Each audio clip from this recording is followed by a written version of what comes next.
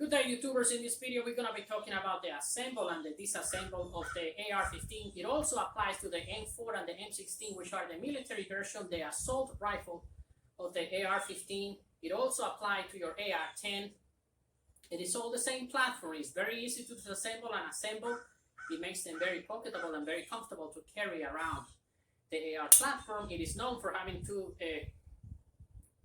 takedown pins, one in the front, one in the rear. The first one you're going to press is going to be the rear one from the back, and then you push it all the way that you can with your finger, and then you take it out with your nails. It's nothing rocket science. Then you're going to pull your charging handle all the way out, and then it's going to pull your ball carrier group. This is the heart of the AR-15, M4, M16, AR-10 platform. Your 6-hour MCS, they all use the same part. There's nothing out of the ordinary. They are very easy to disassemble. This is going to be the heart of the system. And then this is going to be the charging handle. You're going to pull it all the way down. You're going to find the spot where you can remove it. It's going to be 3 pieces. The next step we're going to take, we're going to remove the front pin. We're going to press it from this side till it comes from the other side. And then you should remove it with your nails. And then you have your upper and your upper receiver and your lower receiver. This is pretty much what I do before I go to the range. If I'm going to go traveling to another area, you know, it makes the police officer safe when you tell them I have a firearm in my car, but it is disassembled. They really feel kind of comfortable with it. How do you want me to proceed? And show them there's nothing wrong with owning a firearm, as long as you have all the legal paperwork and all the, you know, you went through all your background, etc., etc. This will be your upper receiver. This is your lower receiver. This part over here, it will be without the stock, without the hand grip. This is the legal part with the serialized number that I cover for the videos, because it's my privacy. And I don't want any government from other, you know, to counterfeit AR parts, because I provided that information. Assembly is going to be super easy. It's going to be the same steps. These 2 pins that you see coming out, the rear pin, takedown pin and the front takedown pin. You're going to put the front one together. You're going to put this, and then you're going to press them back. So they fit. We already have the upper assembled to the lower with the front takedown pin.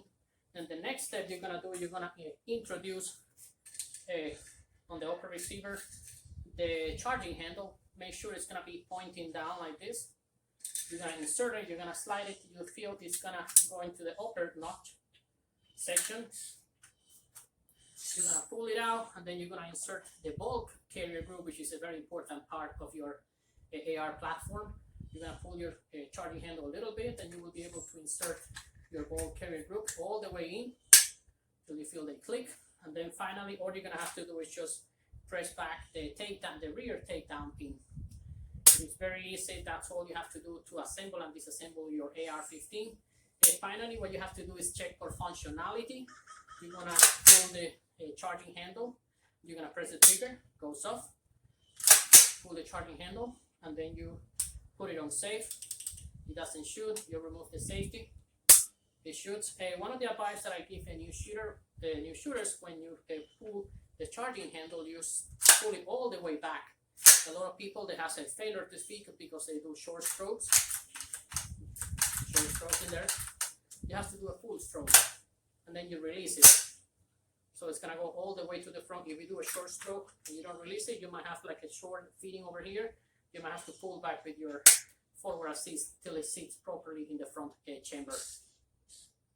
That is the assemble and disassemble of the AR-15, M4, M16, AR-10, and all those AR platforms. They all work the same. Very easy, very compact, very comfortable. There's only 3 pieces for the basic disassemble. Now we're gonna do a close-in just to make sure everybody catch the idea. The first thing you're going to have to do to disassemble your AR platform is going to be play with your takedown pins. You're going to have the front one, which is this one, and the rear one. We're going to press the rear one all the way through with your nails, with your finger all the way through. You're going to flip it over, and you're going to push it out with your nails. So that's going to allow you to remove the upper receiver from the lower receiver like this.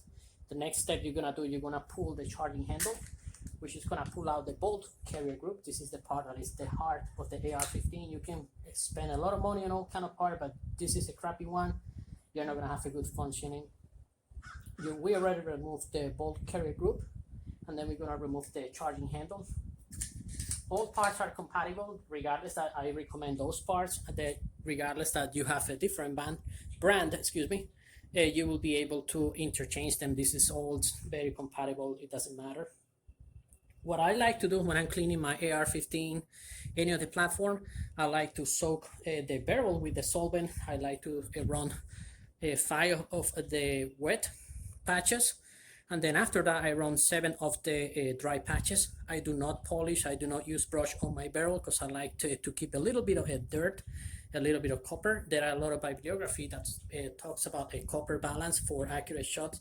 I do not polish my barrel currently. Back in the days I used to polish my barrel every 50-60 round. I was obsessed about it, but you get more accuracy when you don't polish your barrel. Always leave a little bit of a copper over there, it helps with accuracy. So I soak the barrel, and then I clean it with dry patches up to 7. I do not run 20, 30 something, anything out of the ordinary, no OCD behavior. Then I run a lot of wet patches on the upper receiver, on the chamber over here inside, and then I clean it and I brush it if it is necessary. The next steps, I'm gonna go for the ball carrier group and the charging handle, and I do the same process. I run them with the solvent, then I completely dry them, and then when they get dry, I apply the oil to all the parts.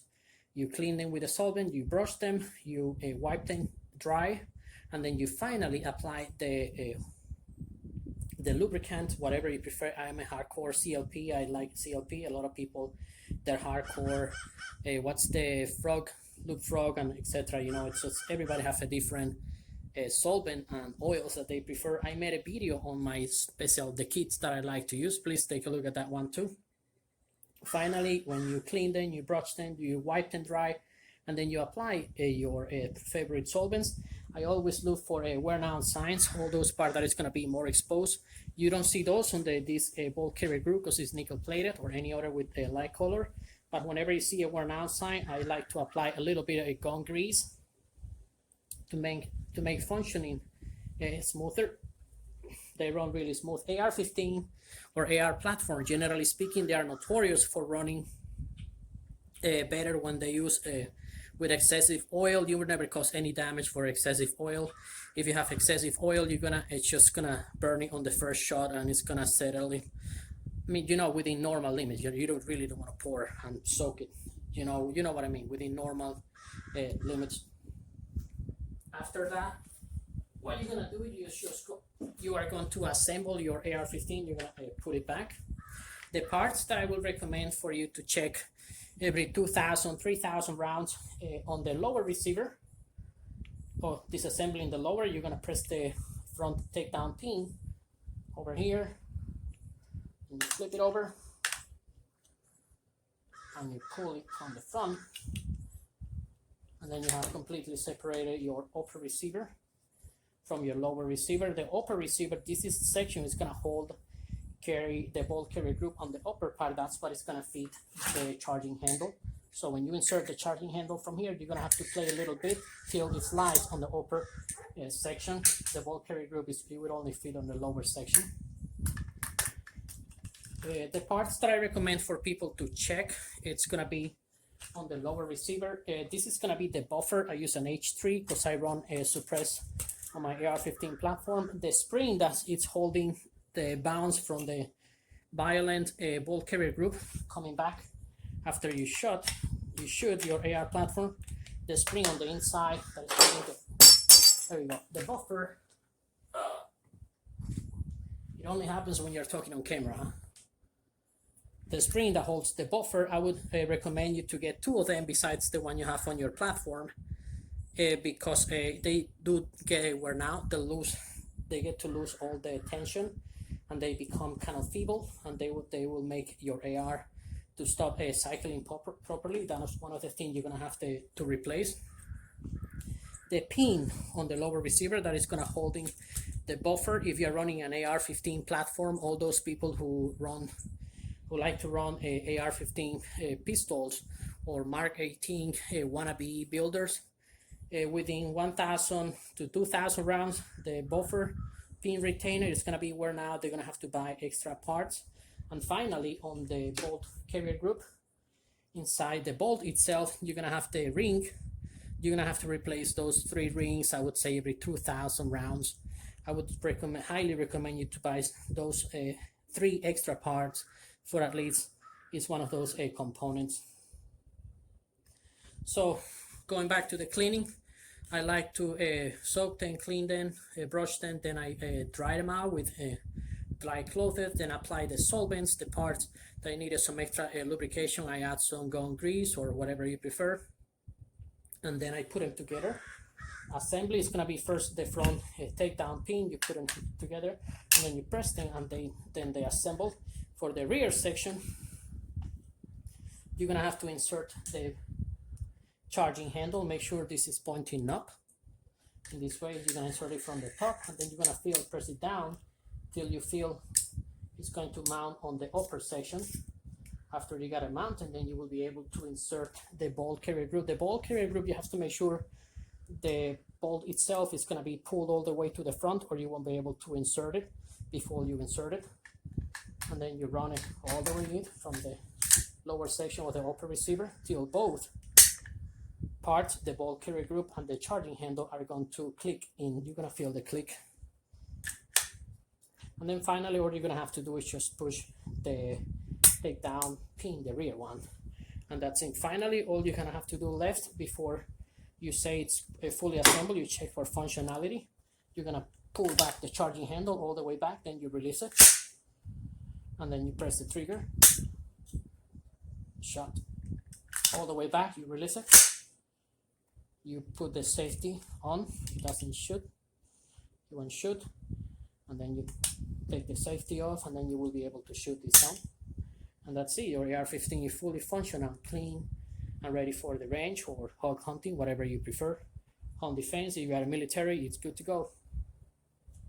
That's also the basic steps you're gonna have to do for when cleaning your AR-15, your M4, M16 AR-10 platform. They are all very similar, nothing special, nothing difficult.